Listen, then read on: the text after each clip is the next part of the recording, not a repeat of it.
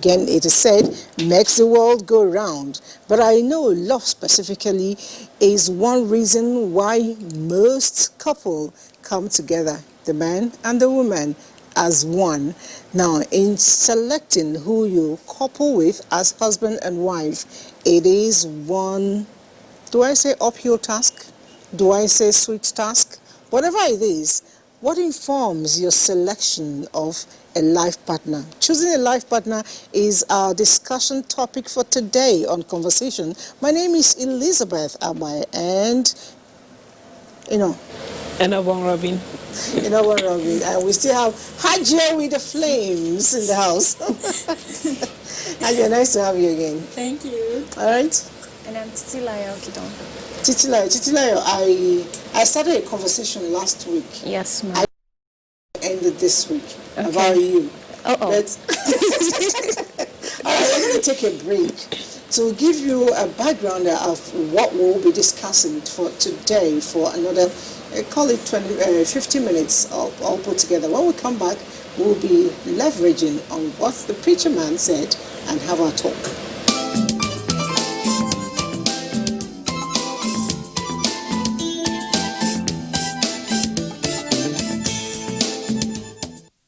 Single young lady, some guy wants to take you out. He says, can I take you out? You have to ask yourself, what's your motive? These days when people come to you and say, hey, how you doing? Are you all right? You're like trying to, what's the motive? Why are you talking to me? Because church folks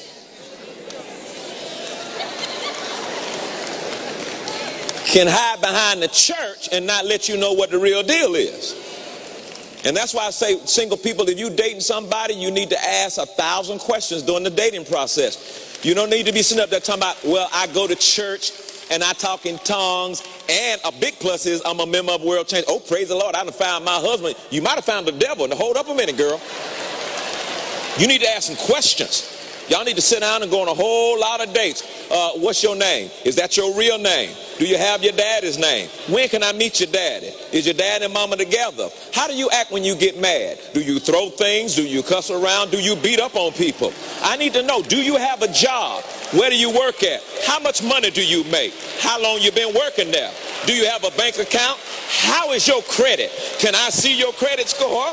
Do you have a house? Or you live in an apartment? Do you pay for your gas in your car?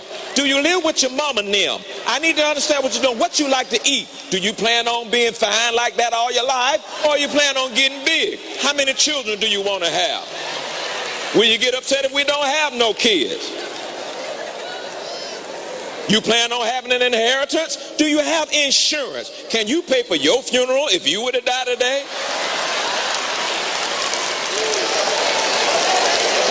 You need to know who you're marrying. And don't you dare get married to somebody talking about, I've never seen him angry since I met him. It is not time to marry that person. You need to see how he look. And you need to ask that woman, how you look without your makeup? Don't put none on tomorrow. I need to see. The hat you got on your head, is that yours or did you purchase it? And if you purchase it, is it paid for or are you in debt? I need to know. When you blink your eyes, are those your eyelashes or did you buy those from somewhere? I need to know. You smell good today, but what about tomorrow morning? I need to know. Do you believe in taking showers at night or in the morning? Do you believe in taking 3 days off and then take shower? How is your relationship with soap and water? I need to know.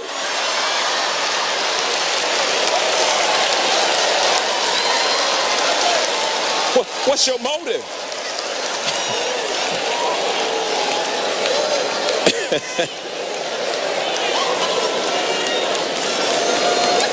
All that time I love him and I'm ready to get married to him. You don't even know him. Ask him questions. I mean, in these days, ask all kinds. When you're going to marry somebody, ask some of the questions. I know the big elephant in the room. Ask the question, are you attracted to men or women? Are you trying to marry me because you're trying to hide something? I know you look manly, but what is it? What you doing in the booth, in the back, in the corner, in the dark? Flip Wilson, I got to tell you, I need to know.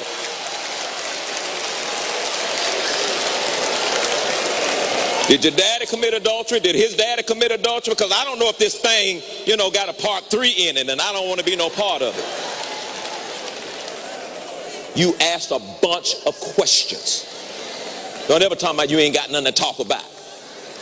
And don't wait till him or her starts the conversation. You start it. Sit down. How you doing today? All right. Pull the questions out. Let's go.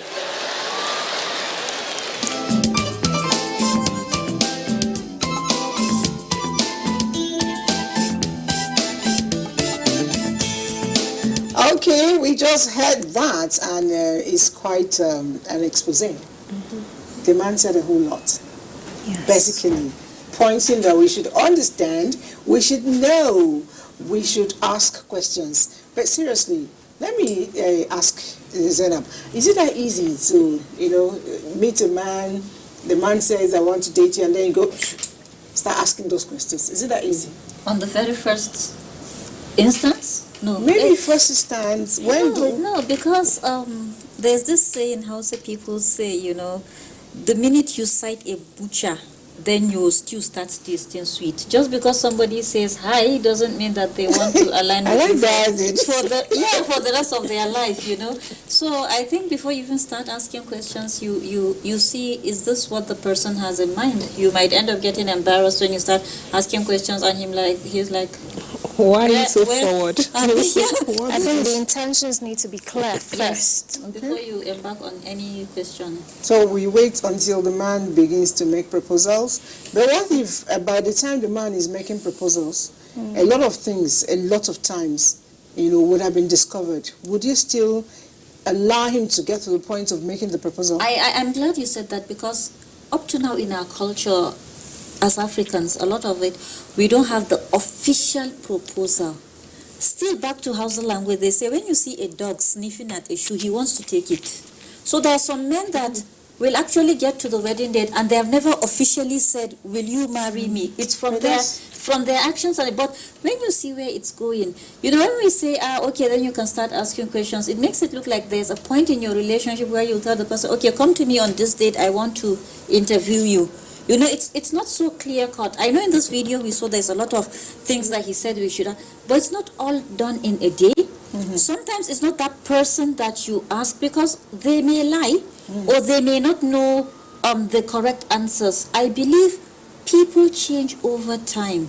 Most of the times, people that you ask questions and they tell you, they are not even lying. But years down the line, due to changes in circumstances, in their situations, their relationship with you, and the entire environment, things change.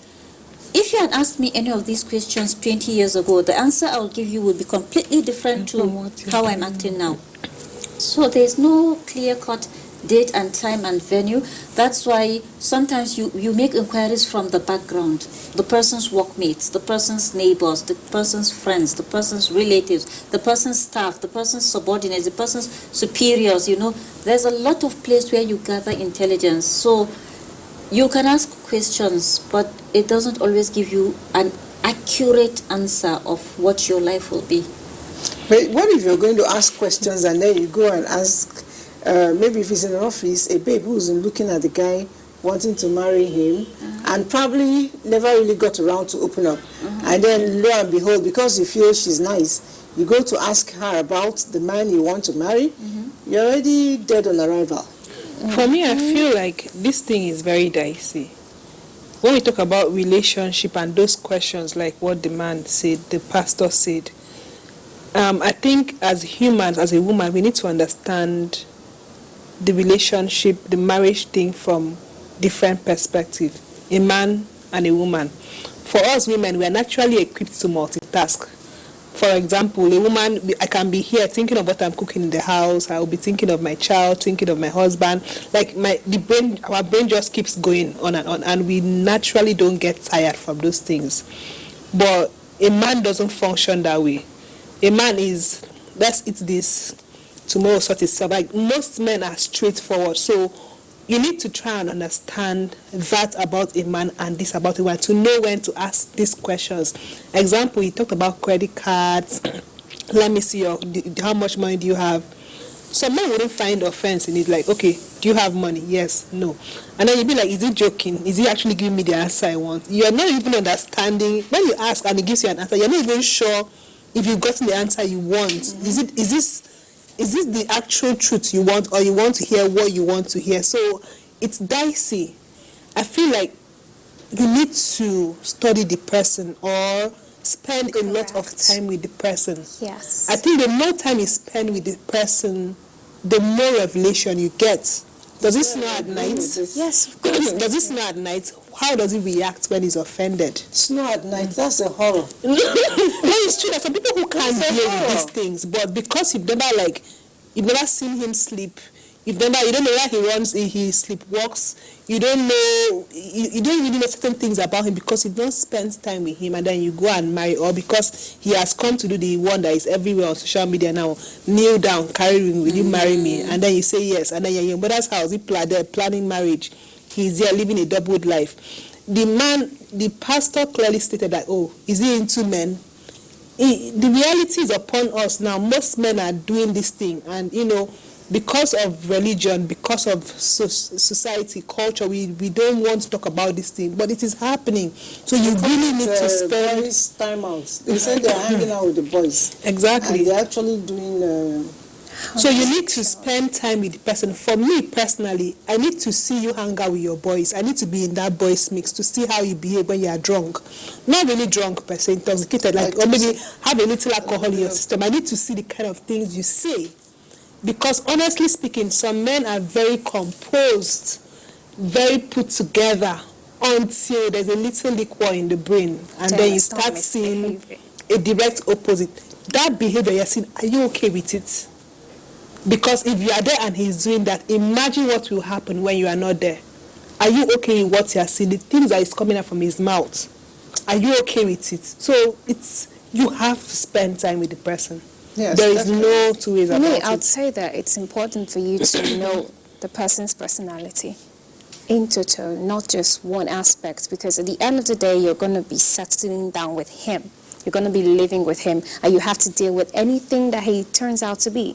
If he used to be like the Prince Charming and in the house, it turns out to be the beast. What are you going to have to do? What will you do? Can you deal with it? Will you be able to survive it? So I feel it's necessary for us to know who we are dating. From that moment where we're dating, we also need to know who his friends are. What kind of places does he hang out? What does he like to do? Okay? What kind of job does he keep? And I don't think it's rude to ask about the financial status too. You have to know, does he have any debts? Before you go into the marriage, and then you have people coming to knock on your door every day, oh God, pay me my money. You owe me this, you owe me that. These are very, very important things. And there are so many other things too. Excuse me, I'll say it. You can say whatever you like about me, but I'd say that it's also important for you to know about the person's sexuality. Oh, definitely. Very, very important. So that we don't end up traveling into a black hole and we think that we are going into a marriage. Speaking of black hole and sexuality, you were going to say something, Haja? Yeah, but I can... Okay, so I recall a story. It's not a story that was told to me. It's a wedding I attended. The lady, the young man who was an usher in the church, a choir member and all that, all those, I feel all right, church boys, and it was looking very elegant. Everybody wanted to be with him. Lo and behold, he married a young girl. And before the marriage, the girl wanted to, copulate, so to speak, and he didn't want it. He said it was unbiblical. It was not religious and all that, and that he was preserving himself for the day. The girl felt, I was marrying somebody that is, holy, a saint. And she went in full time. After the wedding night, she expected things to happen. Nothing happened. She took it, the man was tired.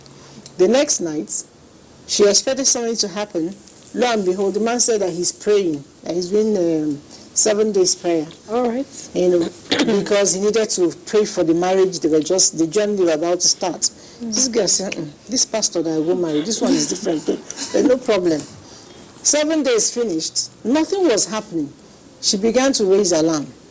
They actually did copulate eventually, but nothing happened. She wasn't getting pregnant. Eventually, she started the process. It's always the woman. Why are you not pregnant? Blah, blah, blah, and all that. She went to the hospital. Nothing was wrong with her. She changed hospital, checked again. Nothing was wrong with her. She called her husband, bro, let's go and do this thing. And the man said, no, I'm okay. Do you know how many ladies I got pregnant before I became born again Christian? Eventually, the girl had to use cunning means to get the man's semen to get tested. Lo and behold, that man wasn't pregnant. It wasn't functional, really. So she began to scream out, went back to the pastor, raised alarm, and they called the man, tested him.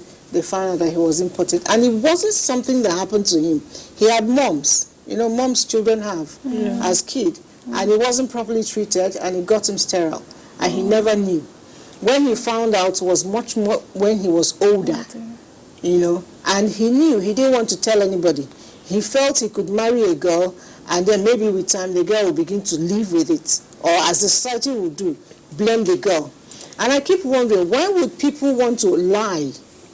You see, that's stupidity. In a relationship that is going to last forever. So this is a lifetime union, and that is the kind of lies that can break a relationship, a marriage. Of course, they're not married anymore. That's the kind of lies that can break a marriage, because it has to do with something that connects both of you. If it was, let's say, personality traits, do you have bald hair, those petty things that you can live with. But this, nobody should put anybody's child in that situation. Because you now turn her to a depressed woman, a sad woman, should always try to explain to somebody why she hasn't taken in, my husband. And in the eye of society, she'll look like she's the one with the problem. No, but you put her in a position where she can't defend herself, and it's a deal breaker. It's definitely a no-no. However, the foolishness of man is such that we can't take advantage of medicine. You are impotent. Why don't you try to explore other options? IVF, surrogates. There are so many options. People don't see it, but the same God we serve gave the humans that wisdom to come up with these options. You should have discussed this with the lady. If she says yes, then you start exploring. Okay, which one are we going to go with? Is it expensive? Is it cost effective? What are we doing? So that she knows if she's going in there with her two head, her two leg, her body and soul, okay, he is impotent, but I love him. I'm going to try out so and so and so option. Just before, I didn't mean to cut you in, the questions we're raising here, we actually started off without a man. But I know that Chooks is somewhere. Please, come in and defend the men. Please, you're setting me up. I am not setting you up. Chooks! Look at it. I'm really scared. So, yes. Am I free to sit? Very welcome. Okay, please welcome him. Hope you've not been shredding the men. We are trying not No, we to. just want to find out a few things. But let's start from Zainab. You were saying something earlier. Maybe Chooks will be able to answer them. Yeah, she made some points. Yes. All of you made points that I think are interrelated. When we talk about asking a prospective partner, in this case for us women, it's men. Questions. No, we're not going to grill you this time. Okay. How sure are you that this person is going to tell you the truth? So really asking questions, how much can you glean? And it's not about even getting to know the truth. Can you handle the truth? If I ask you certain questions and you tell me the answer, I think part of the answers to me should also reflect in, can I handle your truthful answers? In the first place, am I believing your answers to be true? And if I'm believing them, can I handle them? Am I willing to continue the relationship based on that? Is this something I can walk around? Is this something I can work with? But I still advise people to have it at the back of your mind. The answers you gave me today most probably will not hold water in 5 years' time. If these answers hold water in 5 years' time, I may not be receptive in 5 years' time, or I may not be receptive now, but I may be receptive in 5 years' time. It is so fluid, in issues of marriage, in issues of lifetime commitments, in issue of any relationship, in issue of things that have to do with the future. Is there really a cut and dried answer? No, Chuksen, we have been talking like women. I need to know. It's not you're not on the trial table. Okay. The way you're feeling, relax. We just want to know. We just want to know from the main perspective. We women, when we are looking for husband, do we really look for a husband? They say Yes, you yes. find it a wife. Leave that. It doesn't work in Nigeria. It doesn't work in Nigeria. The women are They looking did not say you find out the for. The husband. women are looking for. The women are looking for. The men are also looking for. I know. But It's traditionally, it's the man that is supposed to look for you. Traditionally, according to African tradition now. It's the man that comes to my house to say, I've seen a beautiful flower now.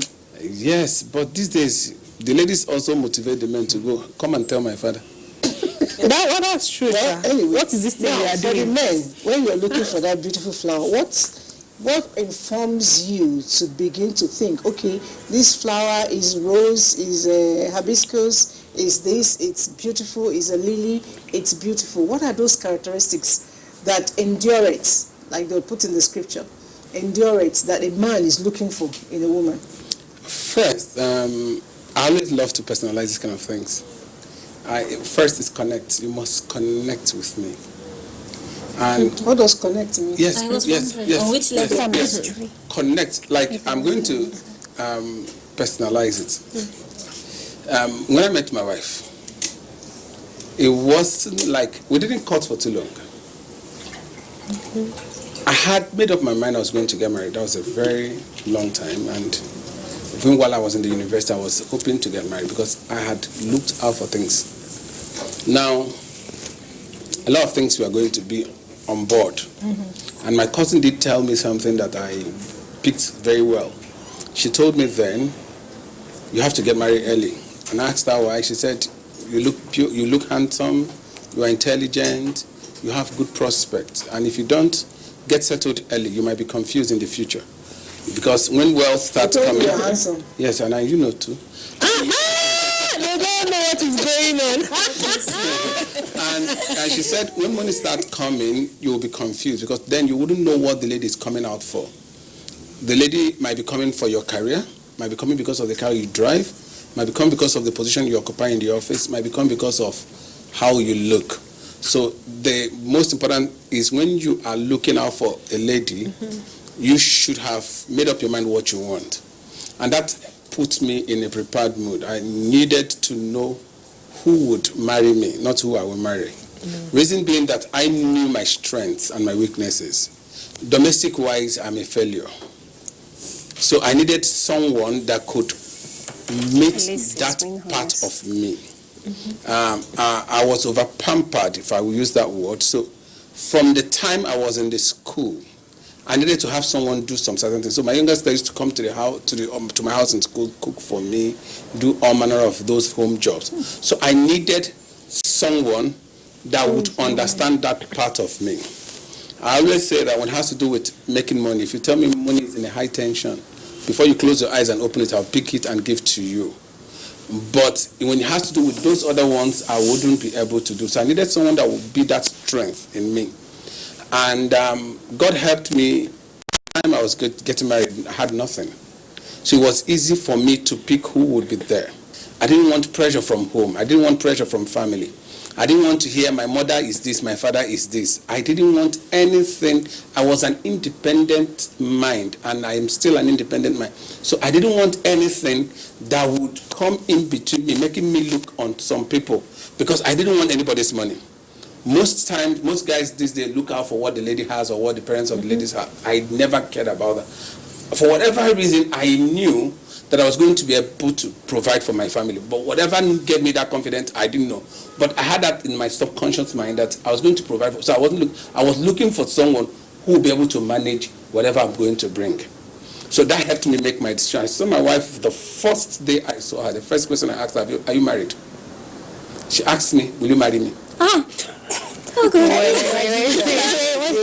She's your friend, you can ask her. That was the first question. I'm sure if her boss is watching, because I met her with her boss. It was a competitive market, and I met her in a place. Her boss was with her. Her boss still calls me my son-in-law.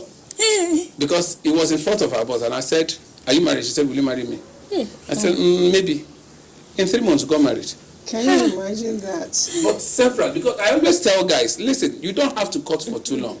Because there are some characters you see in marriage. And by the vows of marriage, you tolerate such characters. But when you begin to see such characters in courtship, you're able to break out. Because there are lots of characters that would come based on who the lady is or who the guy is. And because both of you have made vows in your marriage, so you learn to tolerate each other. But when you have long courtship, those characters that are to come out in marriage begin to come out in courtship where there is no vow.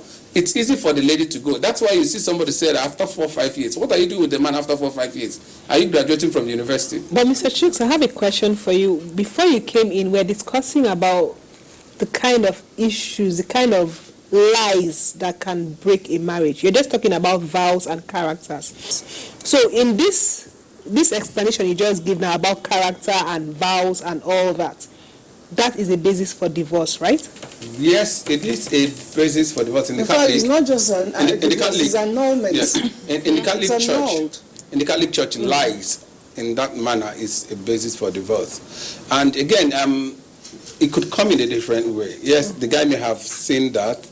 He could have also had faith, based on what his pastor may have told him, that when you get married, things could get better. It may not be, but I fault him where he tells the lady.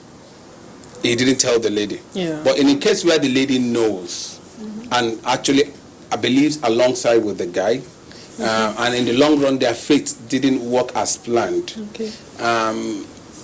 Personally, I wouldn't think it should lead to that. They could find a ground to resolve it, because there's a lot of things that could come up in marriage.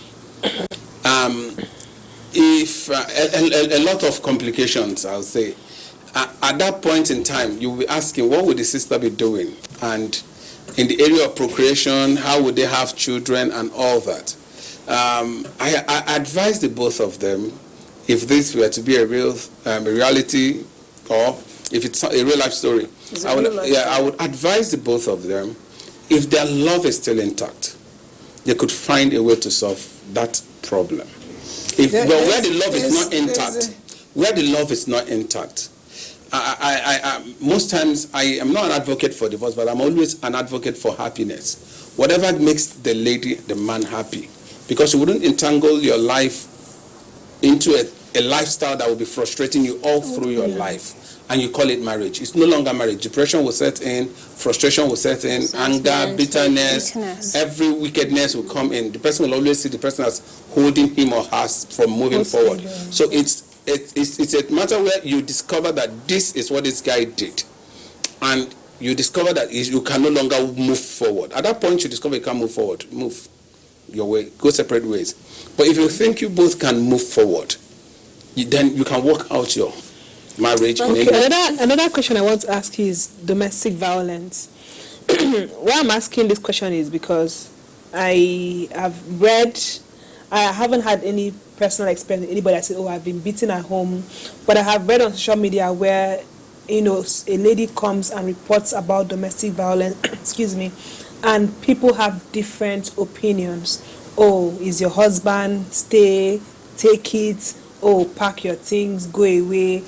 Is there domestic violence? Is there a degree to the one that will make you pack your things and go? Is there a degree to the one that will make you stay? What level? I've had people come to me with this kind of situation in real life, and I always tell the lady, if you sense any threat to your life, leave. Only those who are alive talk about marriage. Yeah. There's no marriage for the dead. If we go back to what you asked him earlier and what he said, I think most of these things are interconnected. When you talked about vows and commitment, I think basically that is what marriage is about. I'm still going back to that, what we said, asking questions before marriage and finding out things. This lady you told us about who married the guy who was sterile could have asked all the questions in the world, but he intended to hide that. It did not come to light till it was too late, So the basic thing I think people should think about when getting married is, how committed are you to the idea of getting married? And then How committed is that partner of yours to the idea of getting married? I think that is why our ancestors, our grandparents had it well. Most of people in my side of the country, our grandmothers will keep telling us, me, I never saw my husband till the day after I married him. And they lived for 40 years because they were marrying for the sake of marriage only. The minute you get married, you know it has been drummed into your ears. This is a spiritual institution. It has got rules that have been laid down by scriptures, whichever one you follow, and you follow it to the letter. If we go back to the three major Abrahamic religions, Christianity, Judaism, and Islam, they almost say identical things where marriages are concerned, and they do not lead us astray. You know, when you talked about meeting your wife, I love those kind of meetings. Are you married? Will you marry me? Yes, I can. You know, when I sense that person, that is what they want. They are looking for marriage for the sake of marriage. The soul, the true spirit, not wedding.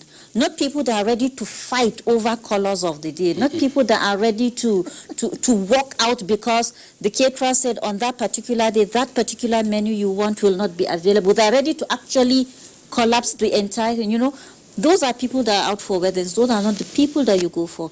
But in your own kind of situation, I think we should, that is what we should be discussing, the essence of marriage itself. So if you are out to marry for the sake of the true marriage, and you get a partner, and God always guides you. If that is what you have in mind, you know, whatever we do, we should not detach ourselves from the spiritual assistance that we have. Many people have forgotten that part. Everything we do in life, there's a spiritual guidance and connection to it. So if you open your heart to the Lord, He will guide your steps towards that person who has if it's a fizzy you are looking for, He will take you to an Ephesi spouse, and you will have an Ephesi marriage and live an Ephesi life. You know? When I was in school, I used to desire that I'll marry a doctor and one that does not live in Nigeria. Or maybe he'd come to Nigeria and then you'll have to travel all over the world. And of course, I met him. But, you know... Fizzy marriage. No, what I'm saying is you having a desire. He's the party kind of person, and he just likes everything loud, you know, the kind of thing. You don't have to stay in the house all day. You should always go somewhere, get together, meet up with friends and all. So that was the kind of person he was. But there were other things that were dangerous about that relationship, like the pressure for sex, one, and then also he was not that kind of person that thinks God exists and then we should worship a God or we should do anything for God, and that was like a turnoff. I'm like, why would you say something like that? Where did you come from? He says he's not questioning the fact that there is no God, but he doesn't think we do anything for God. And I'm like, no, this guy, no, not you. So, but actually, I wanted a particular thing, and I found it. But when that one left, the kind that I really desired, knowing that, okay, when I want to settle down, this is what I want to settle down with, this is the kind of man I want, this is the kind of family I want, and this is the kind of marriage I want, and this is what I want my marriage to represent. And I see somebody in that light, and I pray it stays like that. No, he's going to stay. I know your wedding is coming up real soon, and I'm happy for you. But you know, you were talking about the spiritual angle to marriages. I quickly remember that during our own time, I was back before the amalgamation of Nigeria. Parents. That was like what? 1900.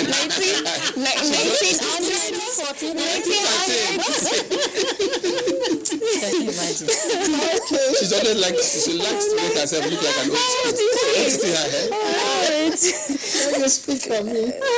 So, the parents were very instrumental when it came to marriage. You know, the person you're marrying, in fact, in my town then, it was said that when you are born, a young boy comes with the father or the mother and they drop a coin. Yes, in your belly button. right? Yes. Yes. Oh, yes. So, and that indicates interest. And a lot of times, that person ends up marrying you. But they would have watched you over time in asking questions. I probably may not ask you, what is your relationship with soap and water? I'll probably not ask you how many times you take your bath, but I'll rather go and ask about your family. Do you people have history of madness? Do you have pathological liars in your family? Do you have Cancer, high blood pressure? people who I need to know. the sickness part may not really be an issue for me, because a lot of times most sicknesses like diabetes and all that, you can manage them, you can even control them so you don't get there once the person has a willpower. Your family history, do you worship a particular deity that I don't believe in?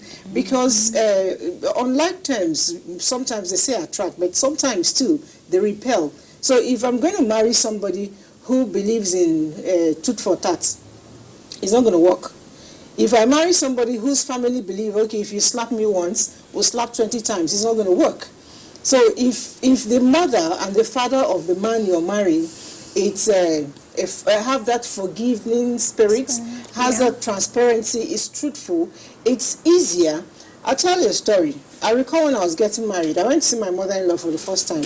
I wore very horrible things, very horrible clothes. And first time in her house, she expected me to go to the kitchen, help out, blah, blah. Well, it didn't even occur to me. It's your house. What the hell am I doing in your kitchen? What am I doing? So I sat in the parlor, I crossed my legs. She brought food, we ate. I pushed the plate one side, she carried her plate. Is it my business? And, so she started crying, that they were going to bring her one psychedelic woman that will not do anything. Eventually, she ran into somebody who knew my family very well. The woman said, is it the same child born of this man and this woman? He said, yes. He said, go and sit down. If it is this woman and this man that gave birth to this girl, she's pulling your legs. And I'm proud to say that up till date, I remain one of my favorite daughters-in-law. What Zainab said is on point. What you said is on point.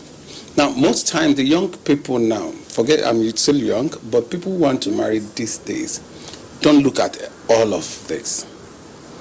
Most people, the vibes of the whatever thing of social media has destroyed a lot of foundations. Forget what we had in our time. During our time, the social media wasn't there to mislead a lot. Many are misled today by that. And again, I'll say this. Connections. I don't want to look as if I'm attacking the church. Some people lifestyle in church has also become a deceitful act to some people. What do I mean by that? You see some brothers who come to church and give a life of a brother in the church. Hypocritical lifestyle. Because that is what the church needs to see in you. And the sister gets carried away by he's a prayerful brother, he's always in church, he comes for midweek program, and she gets married to a brother in church without actually knowing who the brother in church is outside the church. You understand? So, and you see the connect of the wealthy connecting to the wealthy. The son of a nobody can marry the daughter of a somebody. Those are the problems of today. But in the real sense of it, the spiritual will always guide you right. I'll tell you this. I made preparation of my marriage before I met my wife. And I prayed. And my wife was like, she was always telling me then, you know her very well.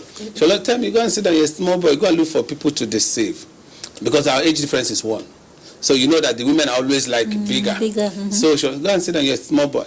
And even when my mother-in-law, she told me this, that when she saw me, she was like, where is this small boy coming from to come and deceive my daughter?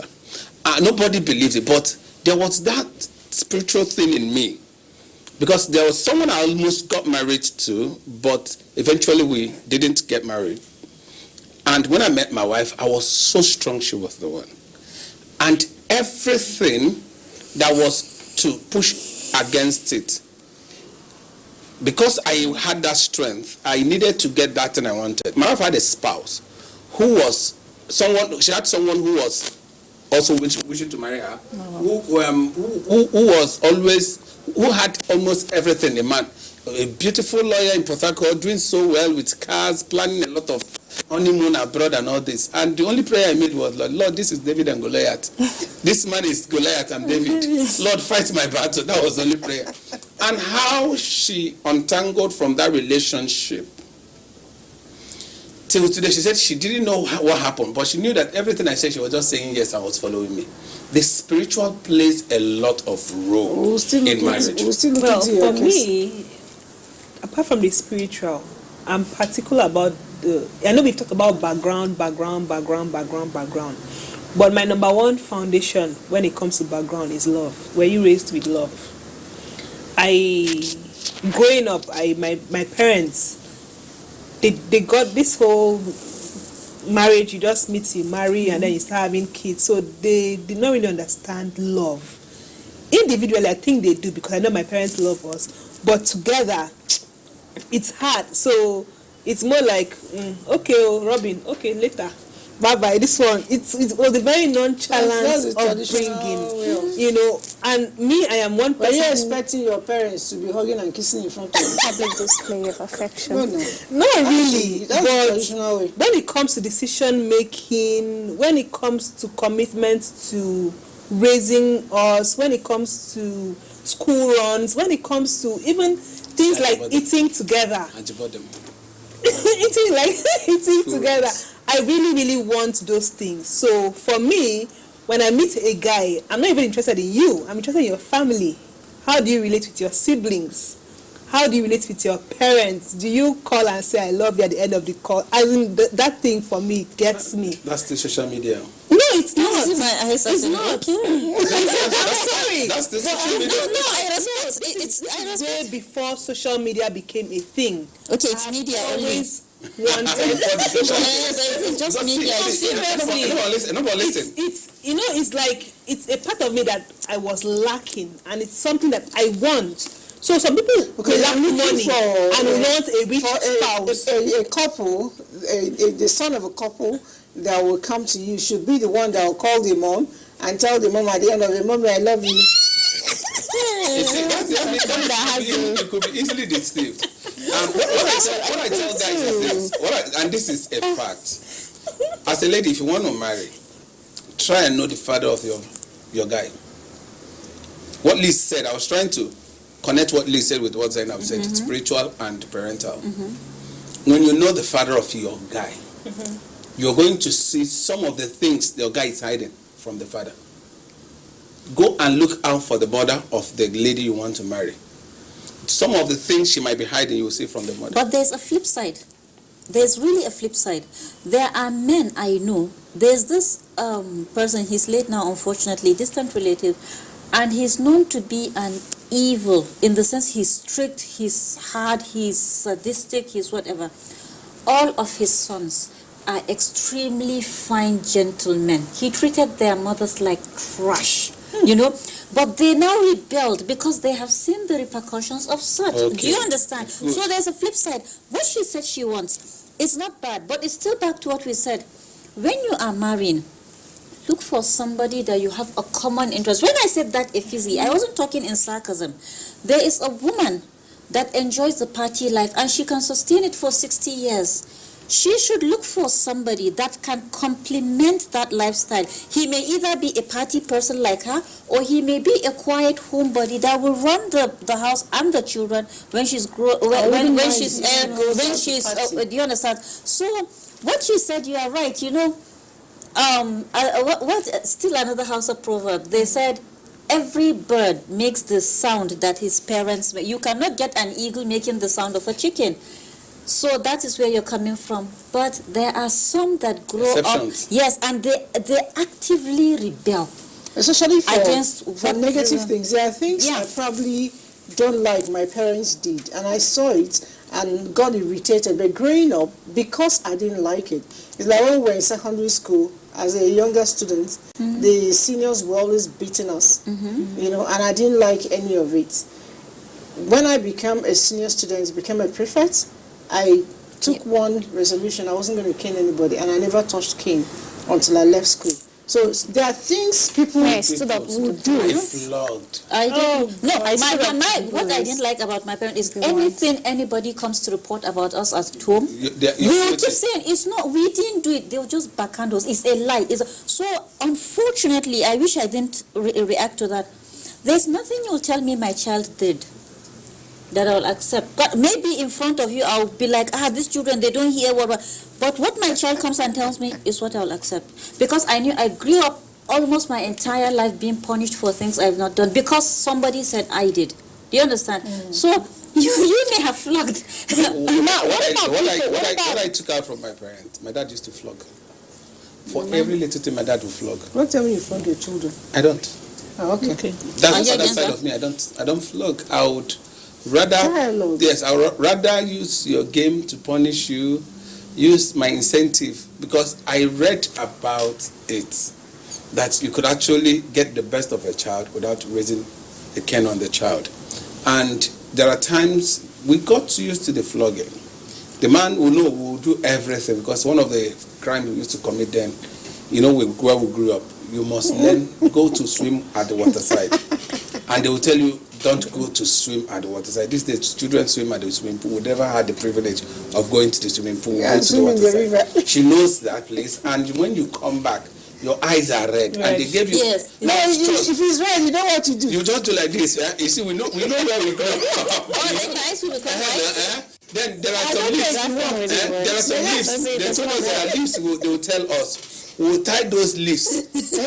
Those leaves. We are tying those leaves. Yes.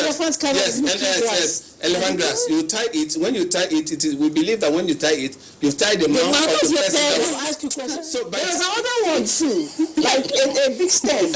You cut it out, put it in your mouth. So we believe, but by the time when we finish all these rituals and get back home, the man is waiting for us. So what we now learned was that we'll come and we'll pad ourselves and wait for the flogging. Now, what am I trying to say?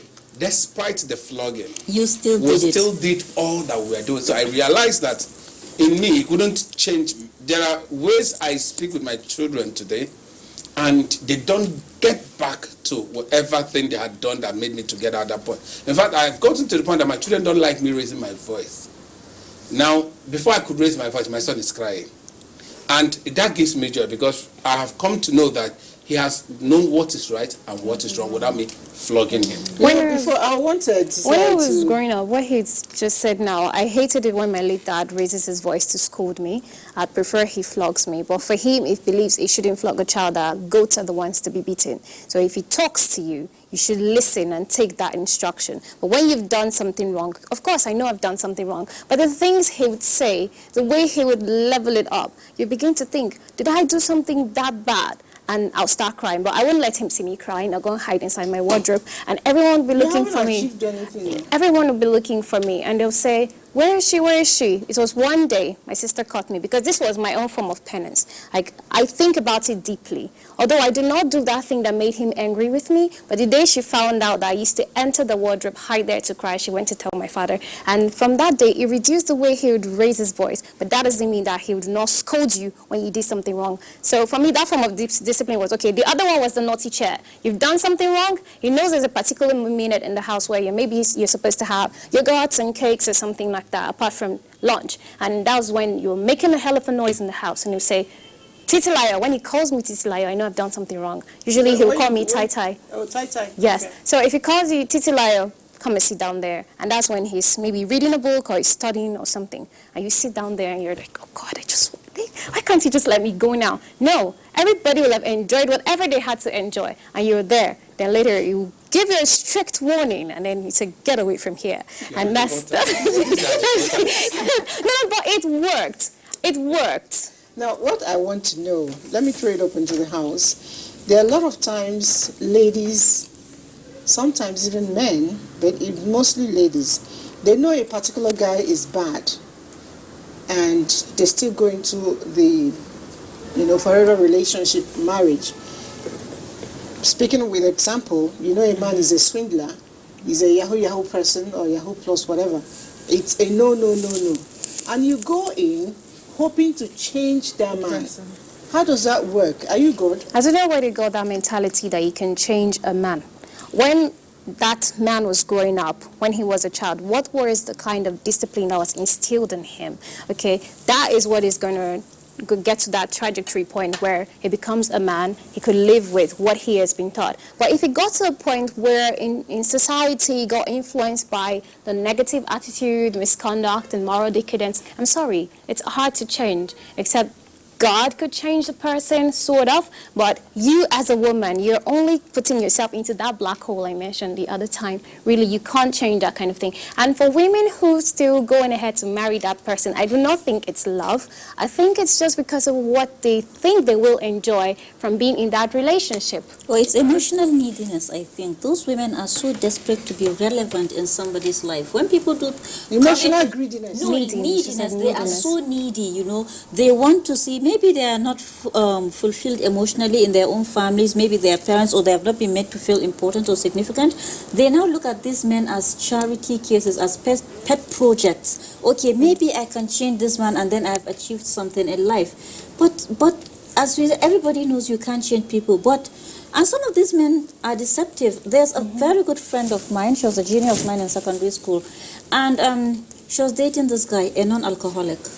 And in my religion, you know, you are not even allowed to sip alcohol. And I said to her, what do I do with this man who is obviously sinning by our laws? And she was like, no, he said I should be praying for him. And, you know, do you understand? And I could see she was emotionally needy. She wanted to be the one that has changed this person. She wanted to be that he asked for her help. You know, I don't have to marry you to help you in that case. So I think there's emotional neediness as well. Have you thought about the fact that someone really wants to get involved with some bad guy? Some people just have Want to get involved with the bad guy. For what? It's a turn on for a lot of people. Of course. The school I went to, I know about a particular lady. She must not go out with you if you're not a hard guy. What's she doing with you? She wanted to be identified with the bad guy. She still wanted to be validated in society that this girl can only handle hard guys. There is still some emotional starvation on her part. All right, on a very parting note, I want to take maybe just a quick one. What would be your advice to your fellow young girls, a very brief one, who are at the moment looking for hookups for marriage? Well, for me, go for your friend, go for love. Love is very important. Don't let these people deceive you. Say that. Marry for exactly the right reasons, for what marriage was created for. Okay, Titlayo. Oh, tie, sorry. Okay, look out for that person that compliments you.